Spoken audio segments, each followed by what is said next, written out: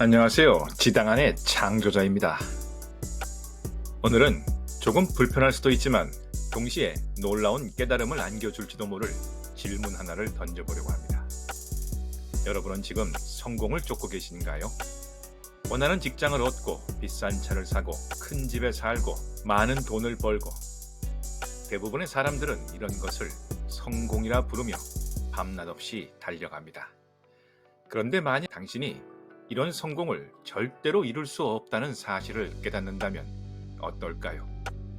아니, 더 정확하게 말해 이런 성공은 애초에 존재하지 않는 허상이라면 어떨까요? 이 말이 충격적이신가요? 그럼 지금부터 이 불편한 진실 속으로 함께 들어가 보겠습니다. 우리가 흔히 성공이라 부르는 것은 무엇일까요? 대부분은 내가 원하는 것을 달성하는 것, 즉 욕망의 충족이라고 말할 겁니다. 맞습니다. 무언가를 강렬하게 욕망하고 그것을 손에 넣었을 때 우리는 성공했다고 느끼죠. 하지만 여기서 우리가 놓치고 있는 중요한 지점이 있습니다. 프랑스의 정신분석학자 자크 라캉은 이렇게 말했습니다. 인간은 타인의 욕망을 욕망한다. 이 말이 무슨 뜻일까요?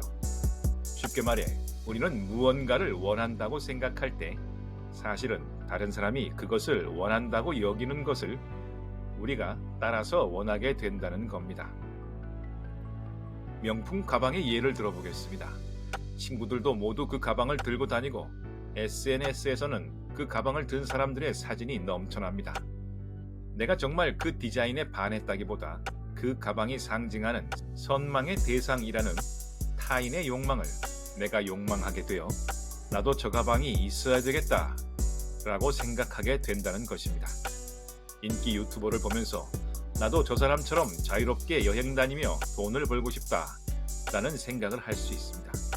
그런데 우리가 정말 욕망하는 것이 여행을 하며 돈을 버는 삶 자체일까요? 아니면 그 유튜버를 향한 인정과 그에 따른 수입, 즉 타인의 욕망일까요? 우리는 이렇게 타인의 욕망을 욕망하며 살아갑니다. 문제는 바로 여기에 있습니다. 타인의 욕망은 끊임없이 변한다는 것이죠. 패션의 유행은 돌고 돕니다. 유튜버 트렌드도 계속 바뀌죠.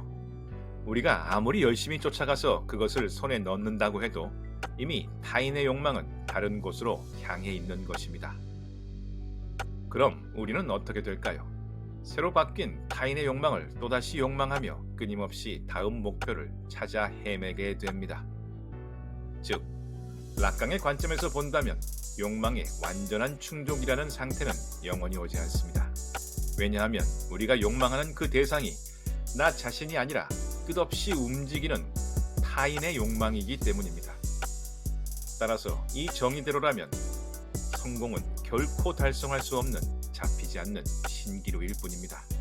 라캉의 이야기가 너무 절망적으로 들렸을지도 모르겠습니다. 그렇다면 우리는 그저 욕망의 쳇바퀴 속에서 의미 없이 살아가야만 하는 것일까요? 아닙니다. 여기에서 우리는 성공이라는 허상에서 벗어나 성장이라는 새로운 개념으로 나아가야 합니다. 프랑스의 철학자 장폴 사르트르는 인간을 피투된 존재라고 정의했습니다. 피투되었다는 말은 우리가 선택할 수 없었던 어떤 환경 속에 우연히 내던져진 존재라는 의미입니다. 어떤 부모에게서 태어날지, 어떤 나라, 어떤 시대에 태어날지, 심지어 내 얼굴이나 키, 재능 같은 것들은 우리가 선택한 것이 아니죠. 우리는 그저 이 세상에 던져진 것입니다. 하지만 사르트르는 여기에 중요한 개념을 더했습니다. 우리는 단순히 던져진 존재가 아니라 기투해야 하는 존재라는 것입니다. 기투는 스스로 선택하고 그 선택을 통해 미래로 자신을 던지는 행위를 말합니다. 사르트르에 의하면 우리의 과거, DNA, 주변 환경 그 어떤 것도 미래의 나를 결정하지 않습니다. 우리는 언제든 지금 여기에서 나의 미래를 선택하고 그 선택을 향해 나를 의도적으로 던져 넣을 수 있습니다. 이것이 바로 인간에게 주어진 절대적 자유이자 책임이죠. 이 기투야말로 우리가 추구해야 할 진정한 성장입니다. 우리는 완벽한 상태인 성공에 도달할 수 없을지언정 끊임없이 기투하며 새로운 나를 만들어가는 성장은 얼마든지 할 수 있습니다. 이것이 진정으로 우리 삶을 의미 있게 만드는 유일한 길이죠. 처음부터 완벽하게 피아노를 연주하는 상태를 목표로 한다면 좌절할 수밖에 없습니다. 내가 아무리 연습해도 완벽의 경지에 도달했다는 느낌을 받기는 어렵죠. 하지만 매일 30분씩 연습하겠다는 기투를 하고 어제보다 오늘 조금 더 성장했다면 그것이 바로 성장입니다. 어제는 어려웠던 곡을 오늘 몇 번의 시도 끝에 성공했다면 그것은 성취이자 성장입니다. 기투는 완벽한 연주가 아닌 어제보다 나은 나를 만드는 과정이죠. 그것도 완전히 자의에 의해서 말입니다. 성공이 타인의 욕망과 시선에 매달려 덧없는 추구에 그친다면 성장은 내가 나의 의지로 나를 만들어가는 자기 확장입니다.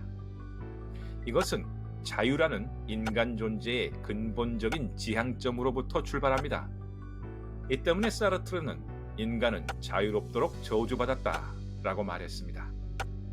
타인의 욕망을 욕망하는 삶에서는 바로 이 근본적인 자유가 결여되어 있는 것입니다.